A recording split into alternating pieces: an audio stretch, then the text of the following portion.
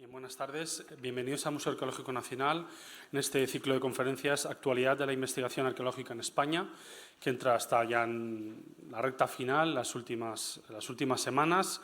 De hecho, hoy es la última conferencia del invierno, en la cual tengo el placer de presentarles al doctor José Avelino Gutiérrez González, de la Universidad de Oviedo, que nos va a hablar sobre Marialba, el monumento de Marialba, este conjunto cultural a la provincia de León. Y antes de ello les voy a introducir al conferenciante, que es el doctor José Avelino Gutiérrez González, como decía, catedrático de Arqueología de la Universidad de Oviedo, de la que fue de esta misma universidad anteriormente profesor titular de Arqueología desde el año 1991. Anteriormente había sido profesor también de Arqueología en la Universidad de León entre los años 1981 y 1990. Es doctor en Historia, con especialidad en Arqueología e Historia Medieval, por la Universidad de Valladolid y actualmente es el director del grupo Arqueos, un grupo de investigación de arqueología de la Antigüedad Tardía y la Edad Media que se lleva a cabo desde la Universidad de Oviedo y está especializado especialmente en el territorio del norte peninsular. Ha llevado a cabo múltiples investigaciones arqueológicas desde el año 1981 hasta la actualidad, destacando sus estudios sobre ciudades y urbanismo, castillos, poblados, cultura material, entre otros. Como resultado de estas investigaciones ha publicado 7 libros, más de 100 capítulos de libros, artículos científicos, así como ha realizado ponencias en congresos de ámbitos nacional e internacional. Igualmente también ha organizado congresos, cursos, proyectos de innovación docente, seminarios universitarios y ha sido profesor invitado y colaborador docente e investigador en diversas universidades europeas. Es también miembro de diversos comités científicos nacionales e internacionales, en congresos, revistas científicas, así como agencias y otras instituciones relacionadas con el patrimonio histórico. Como comentaba, el profesor doctor José Avelino Gutiérrez nos va a hablar del edificio basilical de Marialba de la Ribera, Villaturriel, León, el cual se trata de un edificio conocido a partir de las excavaciones realizadas por los investigadores del Instituto Arqueológico Alemán de Madrid, Helmut Schlunk y Theodor Hauschild, entre el año 1968 y 1970, quienes lo calificaron como una de las primeras basílicas martiriales de Hispania. Sin embargo, se desconocen aún muchos pormenores de este conjunto. Las nuevas investigaciones arqueológicas llevadas a cabo por el doctor Avelino Gutiérrez a partir del año 2009, promovidas por la Fundación del Patrimonio Histórico de Castilla y León, pretenden conocer su origen, la extensión, la función de cada una de las fases constructivas de este complejo que abarcan desde el siglo IV al siglo XIV, pasando por distintos usos de este espacio, desde el aula inicial, sucesivamente convertida en mausoleo, iglesia bautismal y área funeraria. Esta conferencia, por tanto, pretende o va a exponer el avance de los resultados de estas investigaciones que se encuentran en curso. Doy la palabra al profesor Avelino Gutiérrez. Muchas gracias.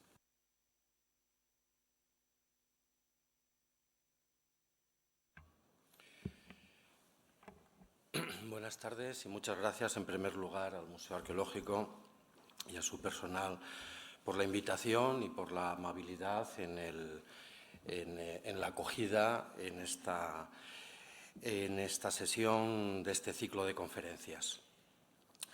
Es obligado mencionar los patrocinadores que ven al pie de la imagen, porque las investigaciones que les voy a presentar se realizan en el marco de un proyecto de investigación nacional en el cual colaboramos un amplio equipo, incluidos investigadores de la Universidad Autónoma de Madrid aquí presentes.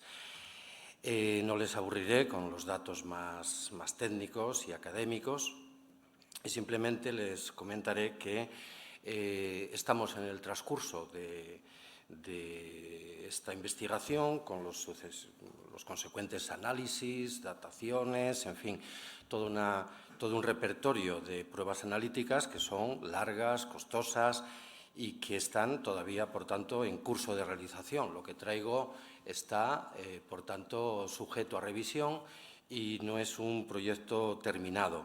Más que dar respuesta a todos esos interrogantes que se enunciaban hace un momento, lo que voy es abrir interrogantes sobre los que estamos actualmente discutiendo y estudiando. Bien, para situarles, el yacimiento de Marialba de la Ribera se encuentra muy cerca de la ciudad de León, de la actual ciudad de León, sede del campamento legionario de las legiones sexta y séptima. La sexta se inicia en el periodo de la conquista romana del territorio astur. Y, por tanto, Marialba se encuentra en el territorio militar de lo que habría sido el campamento legionario. Sin embargo, no es coetáneo a los orígenes militares del asentamiento militar, sino justamente de sus momentos finales. Para situar el contexto en el que se encuentra, es conveniente analizar, como vemos en este mapa, su posición está a unos 6 kilómetros al sur del campamento, muy cercano a la vía que lo une con el vicus artesanal recientemente excavado y publicado de Ad Legionem, y casi a medio camino entre el campamento militar y la antigua ciudad de Lancia, la ciudad artesanal, industrial, frumentaria, que en buena parte alimentaría al campamento legionario, junto con un rosario de pequeños asentamientos dispersos por las orillas, las riberas y vegas de los ríos inmediatos, el Torío y el Bernesga. De tal manera que hay una conjunción de articulación de espacios, de asentamientos con diversas funciones. El territorio estaría centralizado en el campamento militar, donde están los mandos militares a lo largo de todos los tiempos del Imperio Romano, pero hay otros asentamientos, castros en su entorno, vías, puentes, y a lo largo de esas vías se distribuyen esos pequeños asentamientos. El núcleo urbano de Lancia y el enigmático de Marialba, en el que entraremos a continuación. La primera construcción de Marialba tendría que ver con el momento más tardío, el momento final del asentamiento militar. La Legio Séptima construye en la época de la tetrarquía, finales del siglo III o comienzos del siglo IV de nuestra era, el gran recinto amurallado, la muralla de Cubos, que es conocida, y poco después, las primeras décadas del siglo IV, en la primera mitad del siglo IV, parece abandonar total o parcialmente el campamento. También con él desaparece el cercano vicus artesanal de Ad Legionem, un lugar que se había establecido con diversas industrias metalúrgicas, cerámicas, de abastecimiento del campamento militar en la orilla del río, apenas a 1 kilómetro del campamento. Y la ciudad de Lancia también, a partir de ese momento tardorromano, bajo imperial, a partir del siglo IV, parece decaer en sus funciones de suministro alimenticio y de otras artesanías al servicio del asentamiento militar. Sin embargo, curiosamente, en esos momentos finales, en esos estertores de lo que había sido la organización administrativa, territorial, militar, bajo la administración romana, surge el enclave de Marialba relacionado con ambos. Los epígrafes, como el epígrafe funerario que ven en esa imagen, abajo a la izquierda, muestra que en Marialba se ha enterrado un personaje lanciense. Y también otros testimonios vinculan el origen del asentamiento con el del campamento militar de la Legio Séptima. Pues bien, el asentamiento de Marialba es conocido por el edificio basilical, como os pondremos a continuación. Sin embargo, hoy sabemos que no es un edificio aislado. no es una iglesia paleocristiana construida desde esos momentos y con ese fin, sino que es un edificio con otros fines.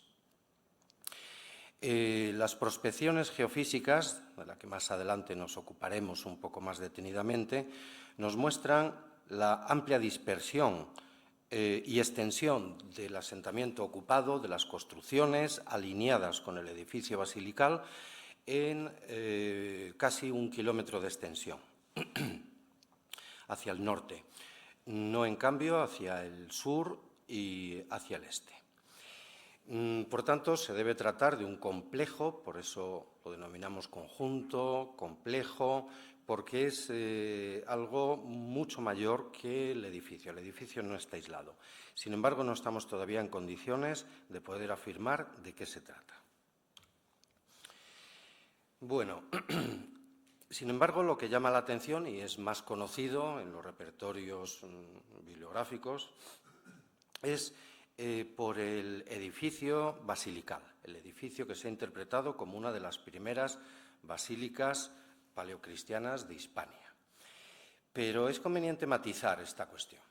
Para ello, bueno, remontándonos brevemente en la historia de la investigación, fue descubierto a finales del siglo XIX por Inocencio Redondo, figura ahí en esa imagen, señalado por la flecha, en Santa María del Naranco, con el resto de componentes de la Comisión de Monumentos de Asturias y León. A él se deben las primeras noticias. De hecho, la imagen que ven a la derecha es el cuaderno de anotaciones que él llevó a cabo y que encargó bueno, pues unas remociones del terreno llevado allí por la curiosidad y los testimonios de los vecinos que hablaban de una iglesia vieja. La monumentalidad de unos restos que afloraban más de 2, casi 3 metros en algunas partes, le llevó a hacer una limpieza, unas mediciones y tomar unas rápidas notas, pero sin profundizar en la excavación, que no era su cometido. Él era catedrático de dibujo en la Escuela de Magisterio de la ciudad de León en aquellos momentos. Pero ese dibujo y esas notas transmitidas a la Academia de la Historia sirvieron a Manuel Gómez Moreno para identificarlo como un edificio que debía ponerse en relación con las primeras basílicas cristianas que él mismo estaba estudiando por los años centrales del siglo XX.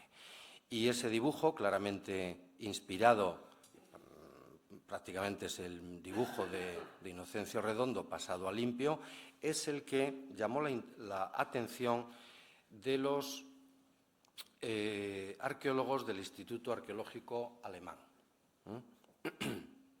Helmut Slunk y Theodor Hausil llevaron a cabo varias campañas de excavaciones entre los años 67 y 69, pusieron al descubierto todo el conjunto del edificio y las partes fundamentales del mismo.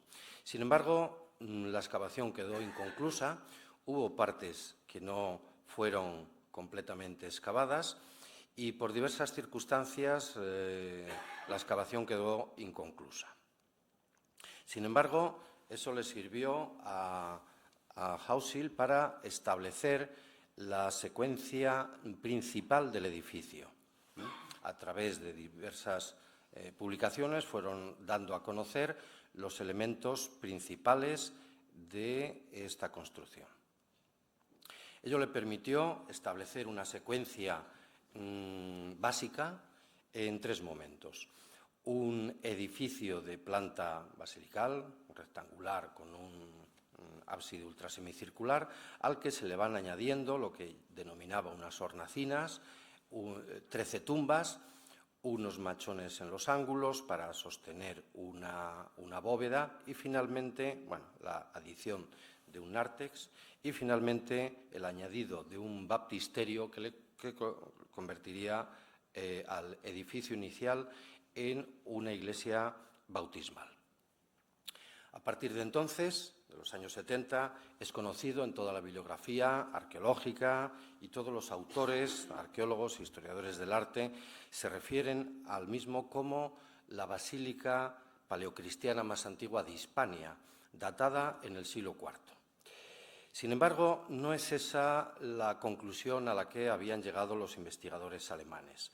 Hauschild, quizá, su primera publicación fue en alemán y lo dice claramente tanto en la publicación alemana como la traducida al español, es un edificio inicialmente civil, no religioso, no hay nada que permita considerarlo como una basílica paleocristiana en el primer momento, sino como resultado de la adición de elementos funerarios y cultuales y bautismales. Bueno, el resultado de sus excavaciones también deparó un importante conjunto mobiliar de época tardorromana y tardoantigua o visigoda hasta la Alta Edad Media, que hoy forma parte de los fondos del Museo Arqueológico de León.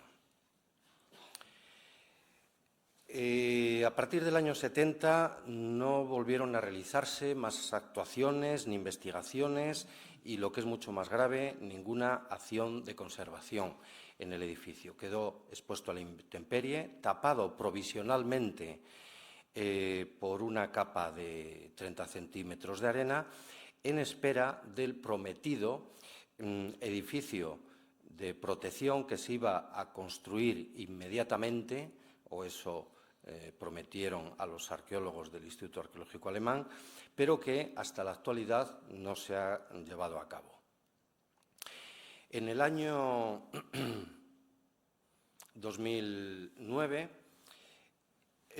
llevamos a cabo una nueva campaña de excavaciones promovida por la Fundación del Patrimonio Histórico de Castilla y León, con la finalidad de rescavar, conocer bien, documentar bien las excavaciones antiguas, completar las partes no terminadas, las que vemos rayadas en el plano de la izquierda, y todo ello serviría de base documental para la construcción del edificio que entonces sí, de nuevo se prometió, se proyectó, pero llegó el momento más duro de la crisis económica y de nuevo el proyecto reciban la catequesis, porque no pueden entrar a la Iglesia sin haber recibido el bautismo. Sin embargo, aquí de lo que tenemos evidencias desde su construcción es nuevamente de más tumbas. Esto es otro panteón funerario. Por lo tanto, yo me inclinaría a denominarlo mejor un pórtico funerario, a los pies, al exterior, adosado a la primitiva fachada.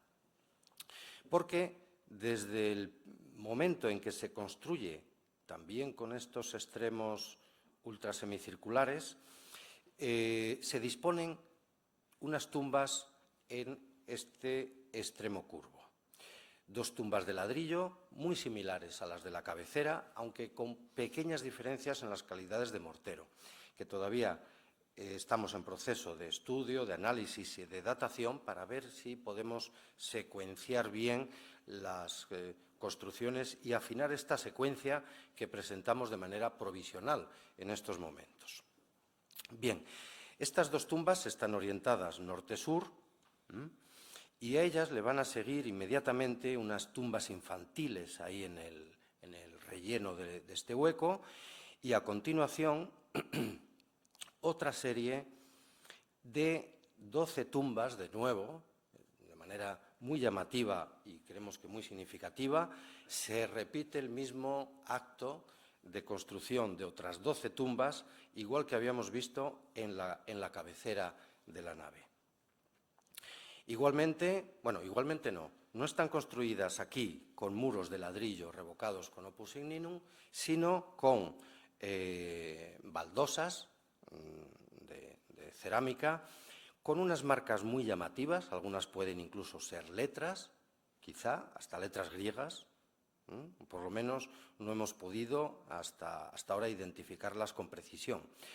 Pero hay algunas diferencias con los con los anteriores, lo que nos parece indicar que están tratando de emular el mismo gesto funerario de las 12 tumbas, pero con algunas características que lo diferencian.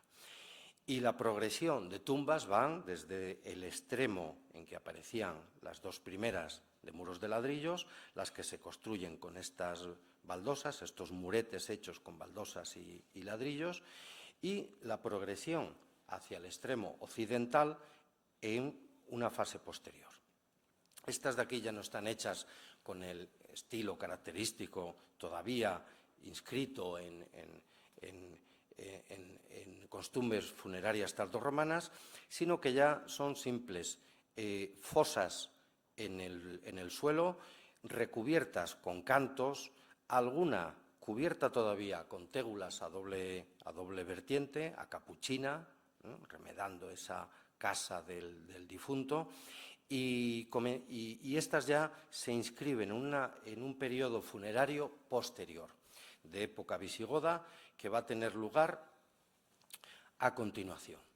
Pero previamente, o en ese intervalo, se produce una nueva actuación constructiva. Se trata de la construcción de un baptisterio o de un conjunto bautismal al oeste del primer edificio, una vez, eso sí, ya habíamos convenido en que ya tenía un uso cultual, un uso como iglesia cristiana, tanto por los detalles de la bóveda central que habíamos comentado, como los escalones de subida a lo que parece ser el presbiterio en la cabecera.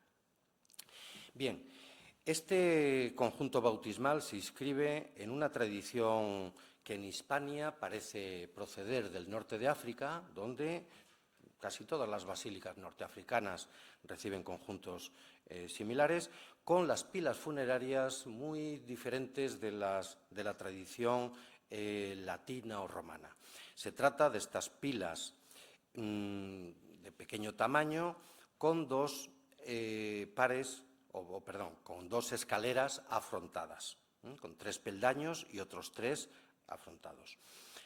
Siguiendo la liturgia bautismal, el rito bautismal, por el cual hay un ámbito procesional, el sacerdote sale desde el interior de la iglesia, los catecúmenos entran por otro recinto, a lo que parecen responder el conjunto de estancias que aquí se agrupan. Bueno, la pila sigue las mismas pautas que otras muchas que hay en la península ibérica, con las mismas características, tanto en iglesias de nueva planta, iglesias construidas sobre edificios tardorromanos, incluso villas tardorromanas, y que, en el caso de Idaña-Bella, las recientes dataciones apuntan a un momento más temprano de lo que se pensaba. El primer baptisterio en finales del IV y el segundo a mediados del V. Bueno, en este caso estamos nuevamente pendientes de poder afinar las dataciones de los elementos latericios para poder afinar mucho mejor esta cronología, que pensábamos inicialmente que se podría ir a finales del VI, comienzos del siglo VII, y posiblemente haya que adelantarlo casi un siglo.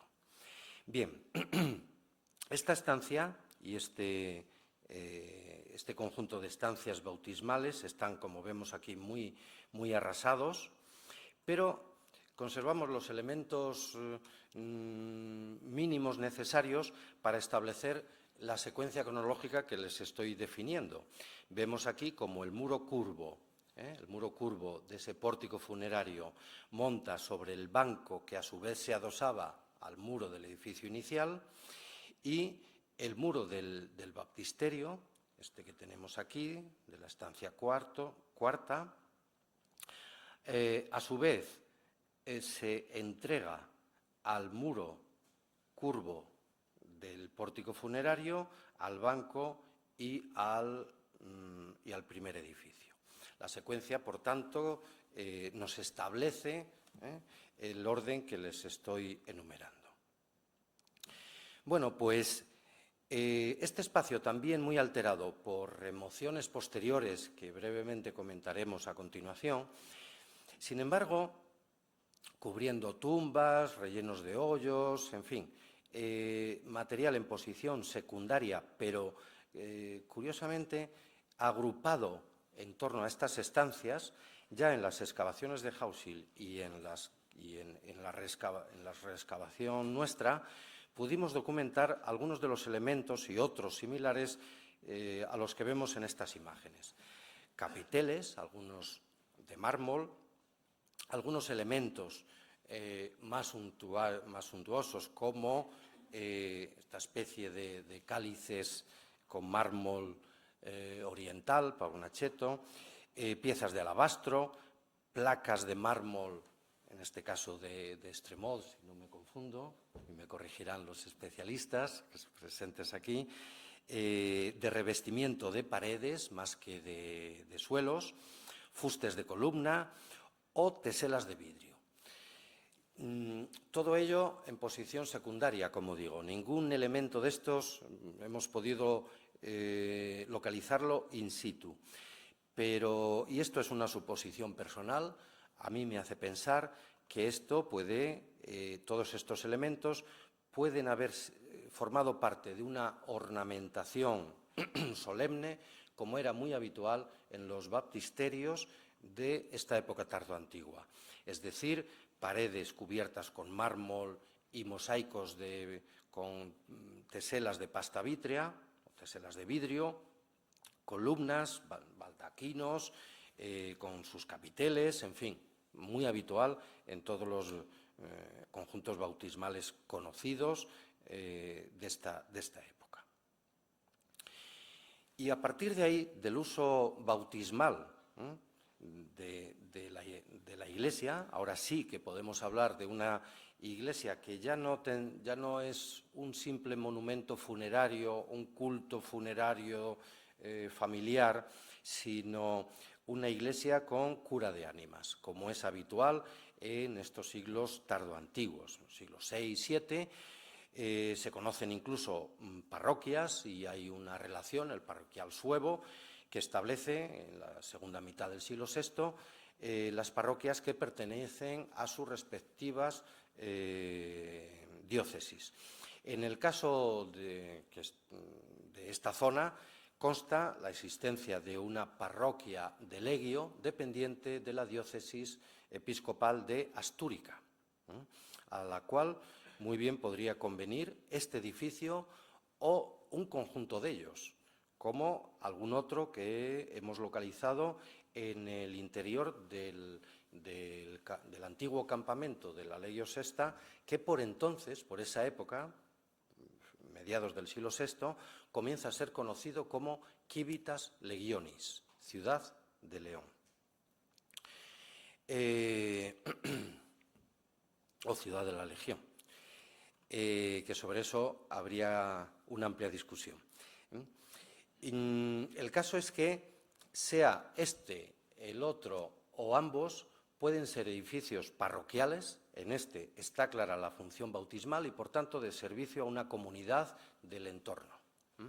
Comunidad que vendría aquí a los servicios litúrgicos, bautismales y funerarios. Al menos estos tres sacramentos han podido recibirse en este edificio.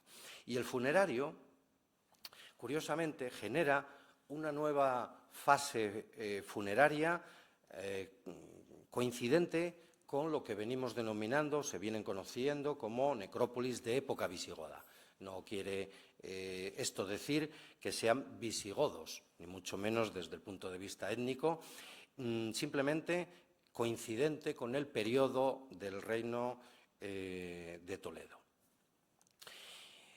Pues bien, estos enterramientos se agrupan en torno al baptisterio, al exterior de aquel pórtico funerario, en el extremo occidental del pórtico funerario que antes anticipábamos, y tienen unas características radicalmente distintas. Es otra tradición funeraria.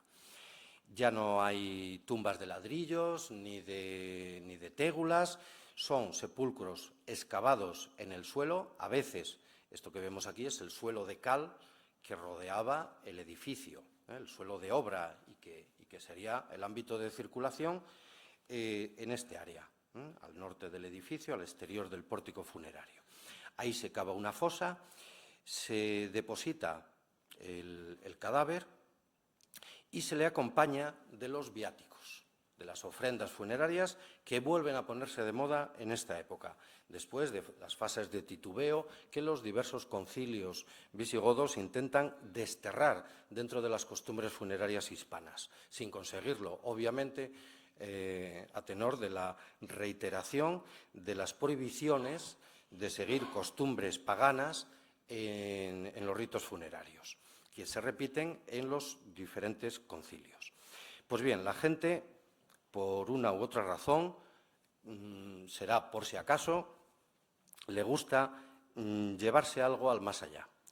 Y van acompañados de jarritas, de las cuales estamos también pendientes de conocer los resultados de los análisis de los contenidos, aunque nos inclinamos a pensar que es algún tipo de líquido, pero no sabemos cuál. La posición en el hombro cercana a la boca parece así indicarlo.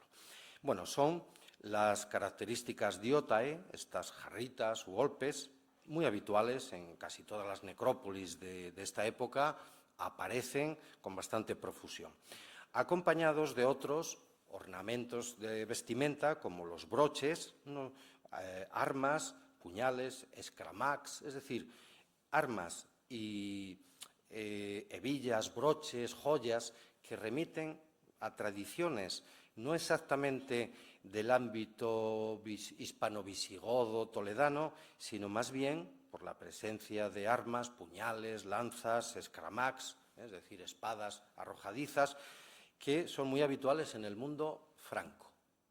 En el mundo franco-merovingio y aquitano son bastante habituales. Bueno, pues son en este, ¿dónde iba? Aquí. Se agrupan como formando ámbitos funerarios reunidos, agrupados, alineados, como vemos ahí, pues tumbas de un mismo momento, agrupadas, construidas en zonas concentradas. Y un alto porcentaje de ellas, más de la mitad, dotadas de estas ofrendas funerarias, adornos personales, hebillas, armas y demás, formando un complejo repertorio que siempre pues, es agradecido. Bien, y para ir terminando, los últimos compases de la ocupación nos muestran un cambio de destino importante. Hay una ruptura, hay un antes y un después. Después de esos enterramientos que acabamos de ver. En su lugar, lo que aparece es un ámbito campesino, un ámbito formado por hogares, hoyos de poste que formarían cabañas, el espacio de las estancias bautismales con hogares de arcilla, donde se ha hecho fuego, es decir, aquí vive una familia campesina. Estos círculos son los hoyos domésticos, son los silos donde acumulaban el excedente agrario, las provisiones en vasijas. Aquí hemos recuperado cereal, fauna, y que vemos que rompen completamente las estructuras del baptisterio, del pórtico funerario, los suelos del interior de la iglesia, que por tanto ya no tiene esa utilidad litúrgica. Están rompiendo con la tradición eclesiástica.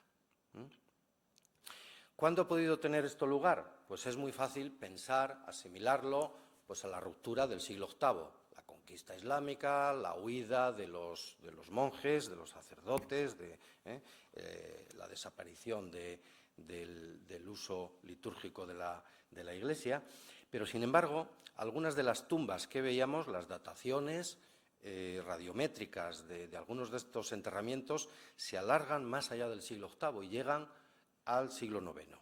Con lo cual, no cabe pensar en una ruptura brusca en un momento como el 711, sino en que estas secuencias tienen una vida más particular que general. Bien, a esta ocupación campesina que se extiende durante esos siglos altomedievales, hasta el siglo X-XI, es sustituida de nuevo por una nueva fase de estructuras y enterramientos medievales. Es decir, en algún momento, ligeramente más avanzado, hacia el siglo final del XI, comienzos del XII, vuelve aquí a inhumarse, vuelve a convertirse en un cementerio, y en un cementerio perfectamente organizado, hasta el punto que tanto el interior y el exterior de la iglesia va a convertirse en un amplio cementerio. Parece que la iglesia ya no recuperó el uso litúrgico, aunque algún intento debió haber, como vamos a poder mostrar a continuación. El caso es que todos estos enterramientos fueron, como vemos aquí, rompiendo los suelos romanos. Aquí vemos el pavimento construido en el interior de la nave, del cual ha desaparecido completamente el opus igninum, salvo los pequeños retazos que antes veíamos. Y lo que vemos aquí es en realidad es el rudus, es la base de preparación de cantos de río. Ahí vemos un fuste de un trozo, un tambor de columna reutilizado como cabecera de una tumba. Sillares, dovelas, capiteles. Esta es la posición secundaria en que nos encontramos todos esos elementos que ahí veíamos. Pues bien, superponiéndose tanto a las estructuras tardoantiguas, a la fase de ocupación campesina de los hoyos y cabañas medievales, volvemos a encontrar estructuras constructivas y funerarias de época medieval. Muros como estos, ya muy diferentes de los antiguos, y superpuesto una sedimentación que está cubriendo, lo vemos aquí, está cubriendo ya las tumbas, los hoyos, acaban con la fase anterior y vuelve de nuevo a producirse el enterramiento de manera general. ¿Qué ha ocurrido aquí? Bueno, pues seguramente aquí ha habido una nueva fase de ocupación religiosa, quizá a modo de granja o decanía de un monasterio cercano, de origen altomedieval, mozárabe, el monasterio de San Cosme y San Damián, a unos cuantos kilómetros, también el entorno de lo que sería la ciudad altomedieval de Leggio, y coetáneo más o menos con el momento en que es la capital del reino asturleonés, en torno al siglo X-XI. Hay muchos documentos escritos en la Catedral de León que nos muestran cómo este monasterio de Abellar, de San Cosme y San Damián de Abellar, está comprando o recibiendo donaciones de tierras, viñas, campos, casas, familias, incluidas en la donación, los campesinos siervos, en este ámbito, en Marialba y su entorno. Es cuando aparece el término de María Alba, de la Torre Vieja de Marialba, que hace pensar que hay un intento de que esta granja, llevada por uno de los monjes, funciona como una decanía, que incluso ha podido restaurarse parcialmente, quizá solo la cabecera, donde no hay tumbas medievales. Vemos como las tumbas agrupadas y alineadas se paran delante de la escalera del presbiterio, y muy posiblemente este ámbito es la Torre Vieja, es lo que han querido restaurar como una nueva iglesia medieval. De hecho, esto que vemos aquí es un pequeño horno de bronce. Un horno de bronce no es el típico horno de fundir campanas, como podría sospecharse inicialmente, y es del siglo XIII, por las dataciones obtenidas. Es decir, algo hay aquí vinculado a este momento. Esta granja no deja de ser una granja, pero bajo el dominio monástico sigue construyendo silos y pozos, como este que vemos aquí, que van a perforar, a veces llegan a tocar las tumbas altomedievales. Estas son las tumbas que han comenzado en el momento anterior con una nueva forma, la antropomorfa, excavadas en la arcilla del sustrato y a veces, bueno, pues antropomorfas dobles, posiblemente un matrimonio. Aquí esto nos lo tienen que confirmar los colegas antropólogos. Bien, pues esta es la fase final, pero que a su vez, fase final de ocupación, como una decanía monástica y un cementerio para la población del entorno, pero que a su vez se subdivide en 5 momentos o 5 subfases, porque en un ámbito como es, bueno, no está aquí reflejado, sería este, salía en otra diapositiva anterior, se registran aquí, en otros vemos que las tumbas se alinean contra los muros o se agrupan alineadas y superpuestas en hasta 5 niveles en un ámbito del cementerio, que todas con las mismas características y posiblemente, bueno, pues esa sucesión responda a más o menos una generación. Es decir, unas 5 generaciones que acabarán llevando las últimas tumbas a ya casi tiempos bajomedievales, siglos XIII, comienzos del XIV. Y justamente el último momento funerario, el último nivel, el quinto, el primero según se empieza a excavar, pero quinto en la renumeración, es un nivel de enterramientos infantiles, y muy posiblemente compuesto por niñas y muy posiblemente de una misma familia. Están un conjunto de tumbas infantiles alineadas, juntas y todas, bueno, pues de edades muy tempranas y acompañados de collares, sortijas, pendientes que vemos aquí en muy mal estado de preservación. Es un enterramiento de personajes de muy pocos años, pero que curiosamente todos van adornados con collares de pasta vítrea, pasta metálica, cuentas de azabache, amuletos de azabache. Aquí vemos el collar in situ, que parece indicar un momento de una importante mortandad infantil que seguramente tocara a una familia de un alto estatus, a juzgar por estos objetos acompañantes. Pues bien, aquí entraríamos en el tema que hoy no toca, hoy no lo vamos a tocar, y que sería terreno más bien de nuestros colegas que trabajamos en el mismo proyecto con los estudios antropológicos, llevando a cabo pues todo el estudio demográfico, los rasgos físicos, patológicos. Hay mucho sobre ver la distribución, las pautas funerarias a lo largo de todas estas fases, así como otros tipos de estudios innovadores en el terreno de la histología, etcétera.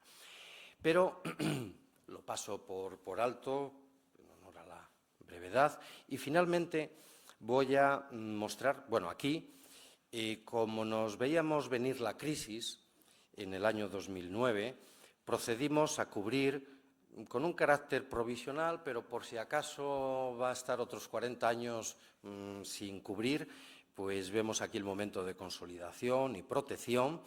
Y, como les decía, sí parece que de esta sí va a haber de hecho está en marcha la licitación del edificio que protegerá el aula basilical y el baptisterio, es decir, el ámbito que hemos visto llevado a cabo, vamos, en las excavaciones que hemos llevado a cabo en 2009-2010.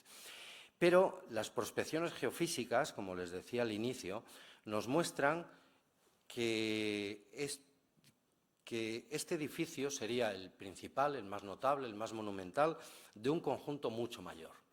Un conjunto que las prospecciones geofísicas, georradar y magnetismo, nos muestra que se extiende por toda la superficie que pudimos prospectar al norte del edificio, unos 500 metros, y siguiendo. Lo que ocurre es que aquí comienzan otras fincas particulares, incluso naves industriales que invaden el yacimiento, porque los hallazgos de superficie se extienden más de 1 kilómetro en dirección norte, en dirección hacia Leguio, y algo hacia la orilla del río, que estaría aquí. Ya Hausil había hecho algunos sondeos a unos 500 metros, por aquí aproximadamente, y había visto muros del tipo de los que veíamos en las fases más avanzadas, pero acompañados de mobiliario del siglo V, sigilatas orientales, norteafricanas, en fin, que esto formaría parte de un conjunto, no sabemos, aquí retomamos las hipótesis iniciales. ¿Qué puede haber sido?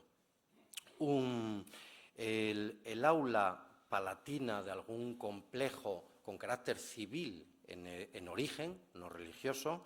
Bueno, pues se puede pensar en el legado de la Legión, como decíamos, coincidiría el inicio con los últimos momentos del asentamiento legionario, con la construcción de la muralla de Cubos en Leguio, y, ¿por qué no?, puede haber formado esto parte de algún edificio destacado de la cúpula militar o de algún veterano hacendado, enriquecido, que decide construirse aquí una quinta, una villa de retiro y vivir como un latifundista más. O, ¿por qué no?, vincularlo con el obispado que se documenta en el siglo III, una diócesis compartida entre León y Astorga, de la cual no sabemos dónde vivía el obispo. Siempre se ha supuesto que en Astorga, pero los edificios paleocristianos de Astorga son más tardíos. Aquí, bueno, todos son interrogantes, ninguna respuesta. O, ¿qué sabemos de la reorganización administrativa posterior a Diocleciano? ¿Dónde se establece el mando de esa provincia de Asturia y Galaecia? En fin, y a la vista de los palacios tetrárquicos,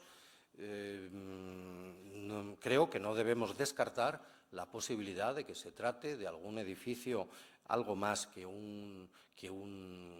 desde luego no es un edificio aislado, y por qué no pensar en algún complejo o algo superior, sin pronunciarnos naturalmente en estos momentos por un palatium o similar.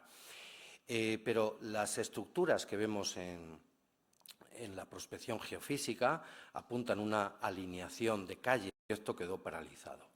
Creíamos que iba a durar otros 40 años ese parón y que nos pillaría así o a la generación siguiente.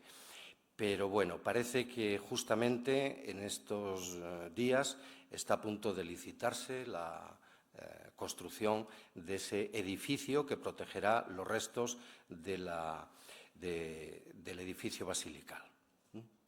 Bueno, en la imagen de la derecha ven el área excavada por nosotros, que incidió sobre las partes ya excavadas por Slum y Hausil y completó el área que iba o que irá a quedar bajo la protección del edificio de cubierta.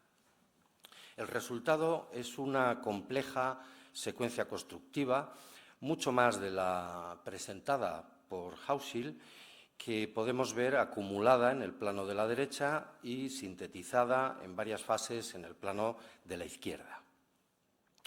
Pero vamos a desentrañar un poco esta acumulación de estructuras y de episodios constructivos y de otro tipo, para ver si podemos trazar, aunque sea a modo de hipótesis todavía no completada, cuál es la historia constructiva, ocupacional y funcional del edificio a lo largo de esos prácticamente 10 siglos de ocupación de este espacio.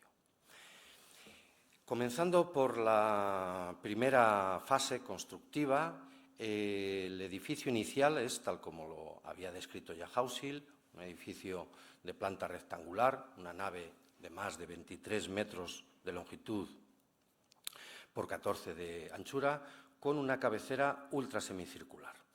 Está construido sobre una potente cimentación de más de 1,80 metros de profundidad y de anchura, sobre el que se levantan unos muros de hormigón, de los cuales se conservan o parcialmente levantan 3 metros, la parte conservada, construido con una técnica muy singular, que ahora veremos, y que al interior presenta un suelo de obra. El edificio no llegó a concluirse tal como estaba proyectado. Lo que vemos aquí es el suelo de tierra apisonada, con algunas zonas donde se concentran manchones de cal, porque era el suelo del momento de la construcción. No es el suelo terminado. Debería haber recibido una pavimentación mucho más noble, que en estos momentos no recibió. Tuvo que aplazarse unas cuantas décadas y unas cuantas fases constructivas intermedias. Vinculado a estos primeros momentos, hay algunos testimonios epigráficos, como son tégulas selladas con la marca de la Legio Séptima, la Legión Séptima acantonada a 6 kilómetros, que parecen establecer algún tipo de vínculo. No podemos saber a ciencia cierta cuál, pero apuntaré algunas hipótesis sobre el mismo. Esta es la cara exterior, el paramento exterior del edificio, compuesto por un paramento de sillares, sillarejos, mampuestos, que no forman la cara vista, sino que reciben un potente revoco que es tallado a modo de esgrafiado, imitando una sillería, y los encintados que quedan reciben pintura mural. Estas bandas pintadas en rojo con estos circulitos en blanco. Realmente esto es una técnica un tanto sorprendente que no hemos encontrado en otros edificios de la época que suponemos inicial, concordante aproximadamente con la construcción de la muralla de cubos del campamento legionario. Es decir, posiblemente una misma obra promovida desde las instancias militares, porque hay varios indicios que apuntan hacia ello. Uno, los elementos muebles que se mueven en esa horquilla de finales del siglo III, comienzos del siglo IV, la técnica constructiva de hormigón con hiladas de ladrillo, similares a las que forman los cubos de la muralla de León, y este encintado que hemos buscado pues, por Oriente, por Roma, por muchas partes, sin encontrar ningún caso exactamente igual. Sin embargo, el paralelo más cercano se encuentra muy cerca, en la muralla de la Legio Séptima, la muralla, eso sí, de época Flavia, del campamento de la Legio Séptima. Los mismos encintados, pero sin la pintura, aunque puede haberla perdido después de las diversas erosiones que sufriría desde la época Flavia, desde finales del siglo I. Bueno, el edificio, como decía, quedó inconcluso, no se colocó el suelo de fábrica y de manera casi inmediata comienza una secuencia funeraria que va a ir acompañando todos los hitos principales de la historia de la ocupación del edificio. Los primeros enterramientos tienen lugar en el interior de la nave, justamente a los pies, a ambos lados de la entrada, y son tumbas que están tan cerca de los muros que están cortando la cimentación. Establecen claramente una secuencia. La cimentación es cortada por estas dos tumbas que se reciben con una de ellas con ladrillos en el fondo, mientras que la otra es una simple fosa. Pero, curiosamente, los enterramientos se acompañan de algunos objetos a modo de ofrendas, como un vaso de vidrio o algunas cuentas, no todas las que están en este collar, pero sí las de vidrio y un pendiente de plata, que nos situarían en esos momentos de cambio del siglo III al IV. Inmediatamente parece surgir un ámbito funerario también al exterior de la iglesia. Varias tumbas características de la época tardorromana, construidas con muros de ladrillos, cubiertas con doble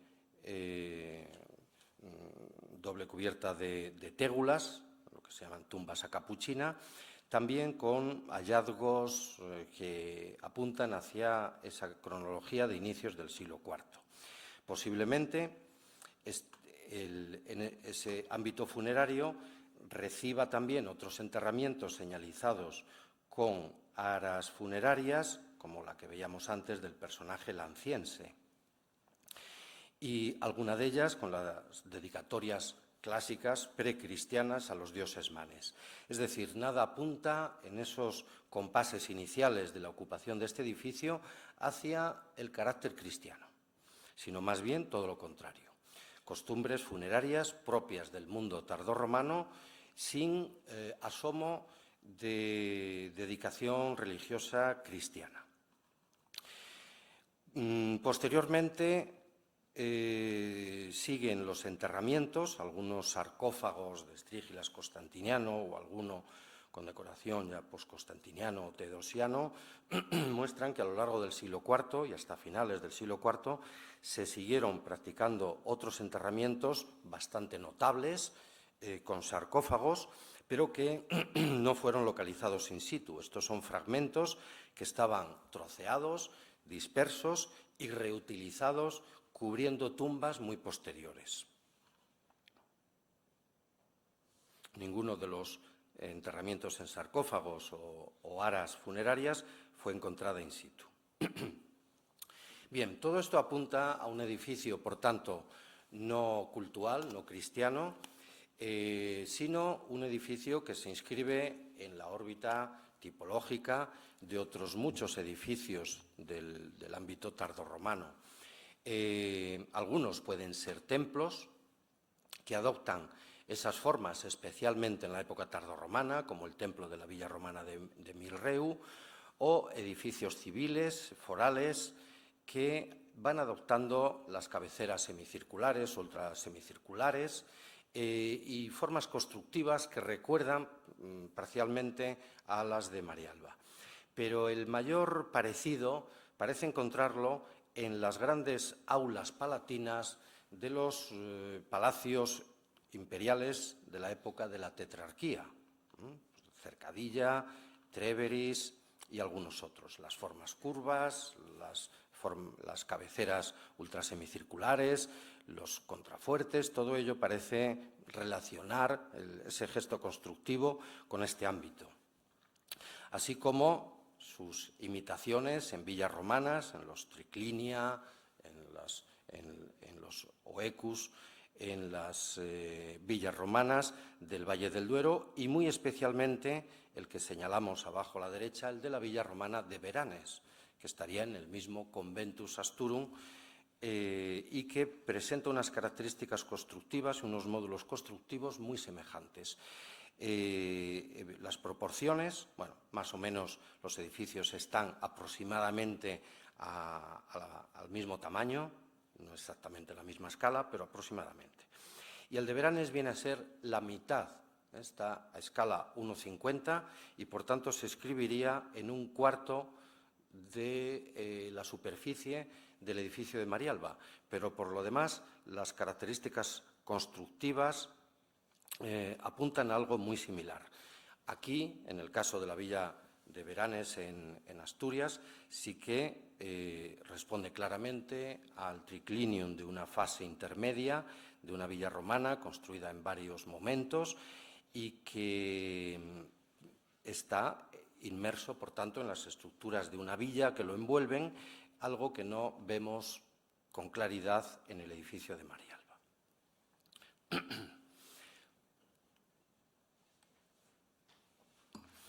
Pues bien, este edificio, que había quedado inconcluso, parece ponerse en marcha una dinámica constructiva de una manera un tanto acelerada a lo largo del siglo IV.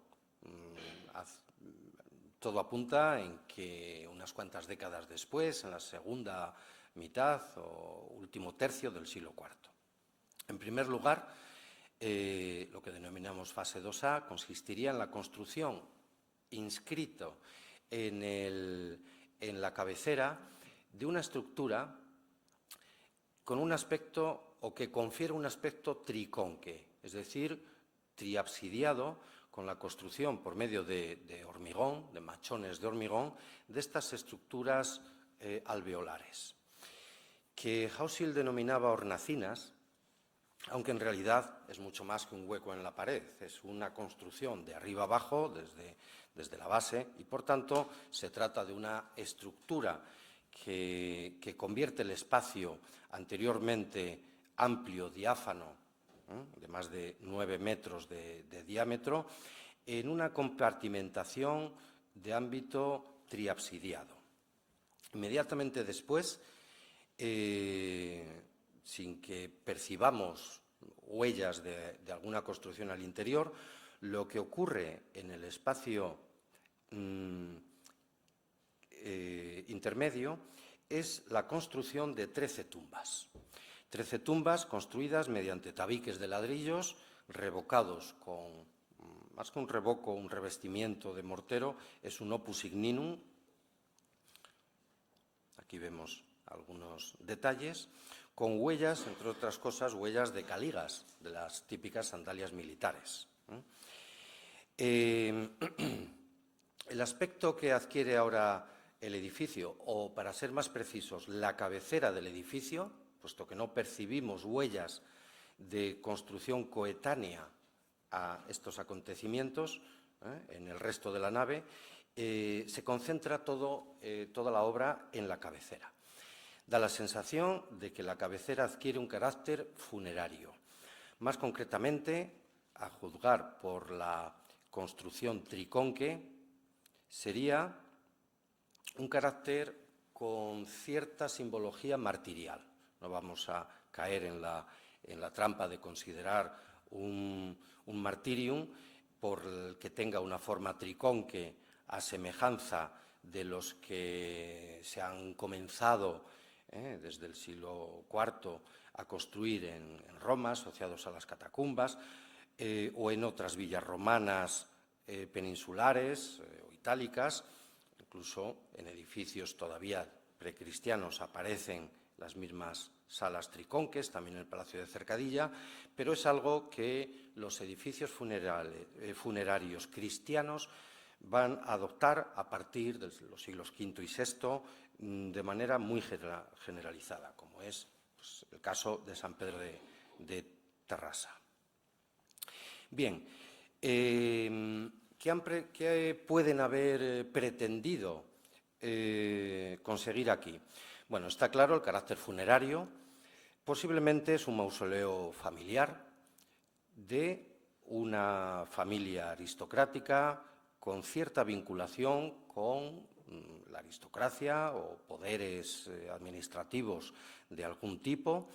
No sabemos qué vinculación exactamente pueden tener con el destacamento militar o parte del mismo que habrán permanecido en el campamento de la Legión, porque a esas alturas la Legión al completo no está. El legado de la Legión ya no estaría aquí, la Legión habría sido destinada a otros lugares, más concretamente a las fronteras del Rin, a solucionar los problemas fronterizos que están comenzando en aquella zona. Pero algún tipo de asociación debe haber porque el gesto constructivo es muy similar. Los muros de ladrillos, los revocos, los suelos claveteados, es algo que aparece en la construcción de los ámbitos militares legionenses. Pero es muy posible que el gesto definitivo de carácter simbólico, funerario y martirial acaban confiriendo las 13 tumbas en 3 filas con la central más destacada. ¿Qué puede significar esto? Bueno, pues sumando fácilmente se puede pensar en los 12 apóstoles, más 1.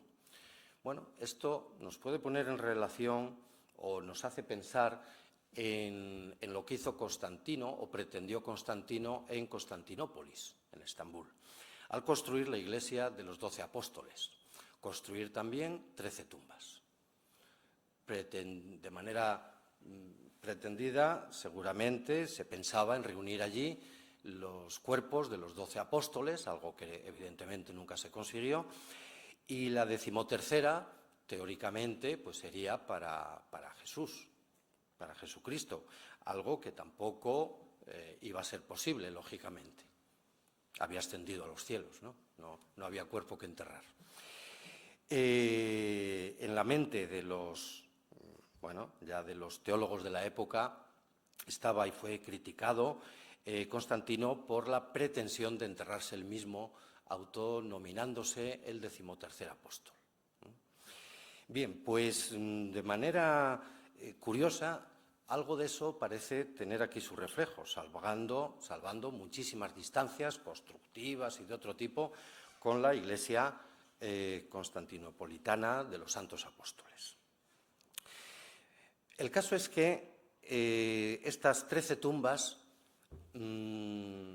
debieron suponer algún tipo de acontecimiento local. No es de estos momentos, sino que ocurrió mucho más tarde, aproximadamente en el siglo XII, se construye en León una leyenda, mejor dicho, 2, asociadas a 13 mártires. Una de ellas habla del martirio de un centurión de la Legio Séptima que se convirtió al cristianismo y ante su persistencia a renunciar fue martirizado, en realidad en el norte de África, pero no se sabe dónde se le llevó a enterrar. Recibió martirio junto a su esposa Nonia, Santa Nonia, y sus 12 hijos que, Facundo, Luprecio, Cristino, Claudio y otros muchos dieron lugar a fundaciones de monasterios de época visigoda, varios de ellos justamente en León, como el monasterio de San Claudio o tiempos después el de Sahagún, San Facundo y Primitivo. Bien, no hay posibilidad de asociarlo con esto. Ya un estudioso del asunto como Antonio Viñallo, abad de la Colegiata de San Isidoro, en el estudio de este espacio, descartó totalmente esa posibilidad. Es la tradición la que generó la leyenda, pero no hay correspondencia con estas tumbas. No es el conocimiento de las tumbas la que generó una tradición que no se conserva en ningún martirologio, sino al contrario. Después de creada esa leyenda, que no sabemos cómo se origina, la reaparición de estas tumbas llevó a asociarlas, pero no hay posibilidad de conexión, al menos documentada. Ni tampoco de otra leyenda que surge también en la capital leonesa, también en tiempos medievales, asociándolo a un obispo del monasterio de San Claudio, que en época visigoda huye llevándose a sus diáconos, a 12 diáconos, a Galicia. También se pretende relacionar con ello, pero igualmente no hay ninguna posibilidad. En todo caso, parece que hay un rum-rum, un cierto rumoreo de tradición martirial, de 13 tumbas, que está funcionando y no sabemos cómo en la Edad Media se genera algo que casualmente aparece asociado con el hecho arqueológico. Posiblemente lo que hay es un intento de alguna familia ya cristiana de crear esa asociación con los 12 mártires, más uno. Pero no podemos establecer quién. Lo cierto es que no hay nada que lo pueda vincular a San Marcelo y Santa Anonia. Santa Anonia, que la pobre quedaría sin tumba.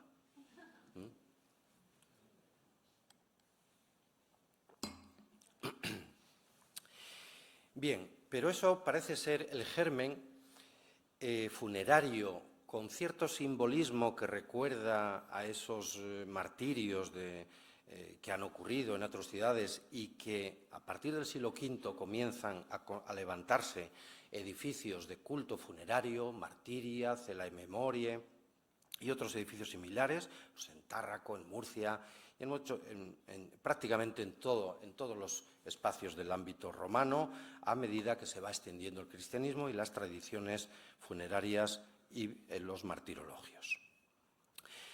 Y el caso es que a partir de ahí comenzaría a producirse la conversión en iglesia, porque la siguiente fase, bueno, estos serían otros ejemplos en que un hecho funerario, un mausoleo como en Mérida o en la cripta llamada de los obispos en Segóbriga o en Tárraco, es un enterramiento destacado, aristocrático, familiar, el que se asocia a una mártir, como en el caso de Mérida, Santa Eulalia, o en el caso de Tárraco al obispo Fructuoso, a los obispos de Segóbriga, etcétera, el que origina una iglesia que se superpone o se adosa al ámbito funerario, a la cripta, al mausoleo o la memoria. Algo que había comenzado, pues comenzando por la propia iglesia de San Pedro sobre la supuesta tumba de San Pedro en el Vaticano. Bien, el caso es que a partir de ahí, como decía, se suceden, y de una manera bastante rápida en el tiempo, el resto de acondicionamiento del edificio inicial para convertirlo en iglesia. A partir de ahí sí que vamos a percibir detalles concretos que apuntan hacia esa nueva función añadida, pero eso ocurriría ya avanzado el siglo V. En primer lugar, lo que vemos es la construcción de un banco perimetral que bordea por el exterior la nave y que consiste en este banco corrido, vemos aquí el detalle, adosado contra el encintado del primer muro y revocado y con pintura que imita a la que tenía el primer edificio. Es decir, quieren darle continuidad, pero aquí están construyendo un banco perimetral que no tenemos muy claro para qué y por qué. Una posibilidad en la que yo pienso es en el cambio de cubierta. Posiblemente el edificio fue inicialmente pensado para recibir una cubierta a dos aguas, como la mayoría de los edificios con esta planta, ya sean aulas o basílicas, pero la construcción de estos elementos en el interior de la nave, en los ángulos interiores, implican un cambio en el sistema de cubierta. Posiblemente el cambio de una cubierta a dos aguas sobre vigas de madera y un tejado con un alero exterior a un sistema de abovedamiento en el interior, en el centro de la nave. Lo que implicaría, claro, este edificio llevaría una bóveda central más elevada, incompatible con el tejado a cubierta a dos aguas. Lo que implica el cambio de la cubierta del techo y del tejado. Si el primer tejado tenía unos aleros como los que encontramos arrumbados por diversas partes del entorno, como este alero de caliza, que posiblemente sirvieron al tejado de la primera fase y es ahora sustituido por una bóveda construida con muchas dovelas que también encontramos después de su derrumbe y destrucción y amortización, Esto implica un cambio también en el sistema de evacuación de aguas. Y posiblemente el banco se trata de una superficie de protección de los muros y las cimentaciones. Bien, el caso es que esos machones soportarían unas pechinas para construir una cúpula, una bóveda de arista, una cúpula como propone Hauschild. Aunque algunos investigadores actuales que han revisado los datos les parece que hay algunas dudas al respecto. El caso es que en los ángulos se construyen estos alvéolos, estos machones contra el primer muro, que por una parte pueden haber recibido las pechinas, los elementos triangulares que dan paso a la cúpula.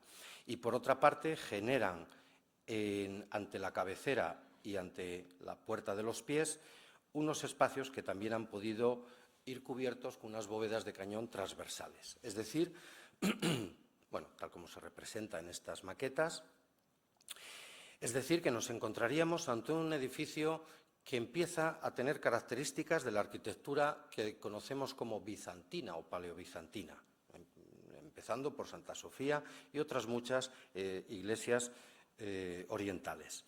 Es decir, cúpulas centrales contrarrestadas por otras cúpulas laterales, que confieren una centralidad a la iglesia y que pueden haber ido acompañadas de otros elementos litúrgicos, no comenté antes el banco, los escalones, que convertirían el ámbito funerario de las 13 tumbas en una cripta. No conservamos ningún resto de suelo sobre ellas, pero es posible que hubiera un suelo que pudiera haber soportado un altar en la cabecera, pero no tenemos ningún resto de ellos.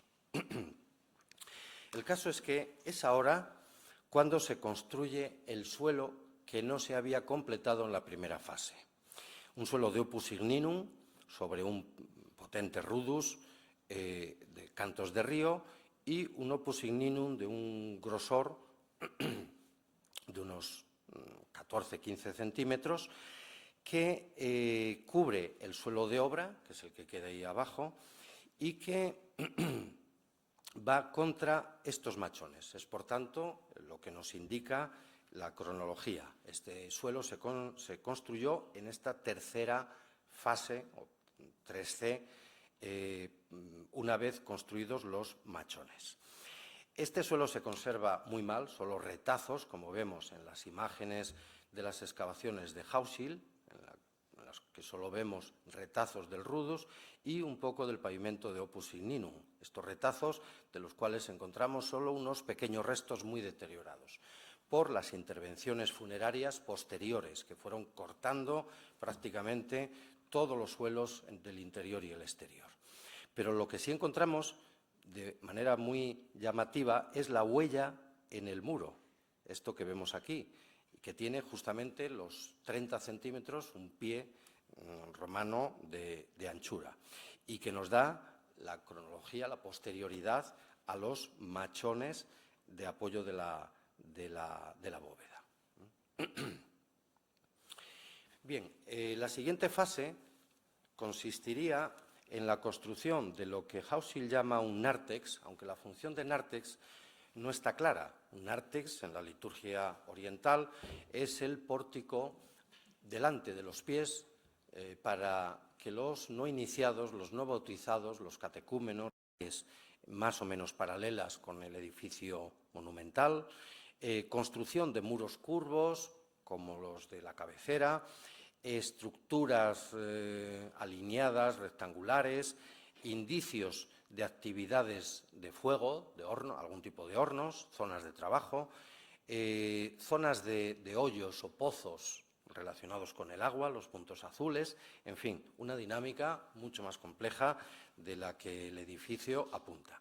Pues bien, para intentar resolver algunas de esas dudas, tenemos proyectado para los próximos meses una nueva campaña, por fin ahora que se empiezan a recuperar un poco las actividades arqueológicas y con el patrocinio, en este caso, de la Diputación de León, Vamos a comenzar por unas campañas de sondeos a ver si podemos confirmar que efectivamente este tipo de construcciones responden a estas estructuras que pensamos.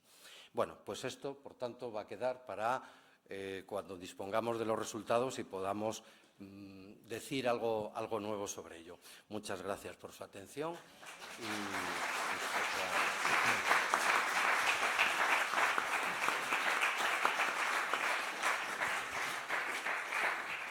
Muchísimas gracias por esta magnífica intervención. Y bueno, estos resultados, menos mal que eran preliminares, porque no está nada mal la cantidad de datos que nos ha aportado, y efectivamente esperamos pues una segunda parte, una continuación en unos años. Esperamos poder acogerla aquí, por supuesto. Bien, pues sería el turno de preguntas, breve, porque la conferencia se alarga un poquito más de lo conveniente, y así tenía que ser, no íbamos a cortarla, por supuesto. Pero bueno, pues tenemos para un par o tres de preguntas. ¿Ustedes quieren formular? Levanten la mano, simplemente. Pido disculpas de antemano, pero un poco la inercia, la costumbre de... No me ha quedado clara. Sí. Perdón, que no me ha quedado clara. ¿Las tumbas de las niñas de qué momento?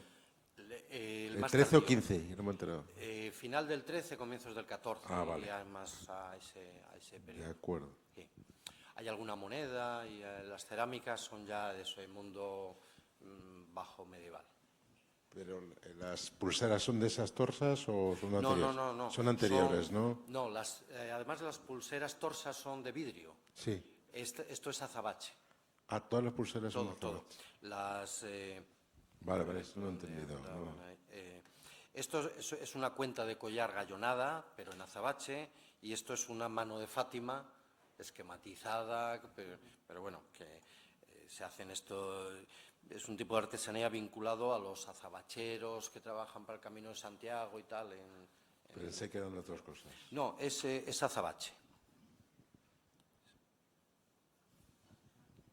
¿Alguna otra pregunta?